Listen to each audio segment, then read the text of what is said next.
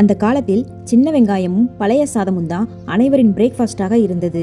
இன்றும் சில கிராமங்களில் வாழும் 80-90 வயது முதியவர்களிடம் உங்கள் ஆரோக்கியத்தின் ரகசியம் என்ன என்று கேட்டால் அவர்கள் தயங்காமல் சொல்வார்கள் பழைய சோற்றின் பெருமையை.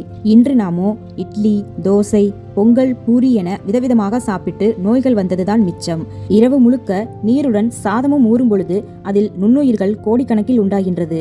முளைக்கட்டிய தானியங்களினுடைய சத்துக்கள் எப்படி பல மடங்கு அதிகரிக்கிறதோ அதே போலதான் பழைய சாதமும். அதாவது சாதம் நீரில் நொதிக்கும் பொழுது இதனுடைய பலன் பல மடங்கு அதிகரிக்கிறது. முக்கியமாக இன்றைய முறையற்ற உணவு முறையால் அதிகம் சந்திக்கும் பிரச்சனை இந்த அல்சர். இதற்கு அருமையான மருந்து இந்த பழைய சாதம். பழைய சாதத்துடன் சின்ன வெங்காயத்தை கடித்து சாப்பிடும் பொழுது வெங்காயத்தின் மருத்துவத்தன்மை இரத்தத்தில் உள்ள கொழுப்பை கரைத்து மாரடைப்பை தடுக்கிறது.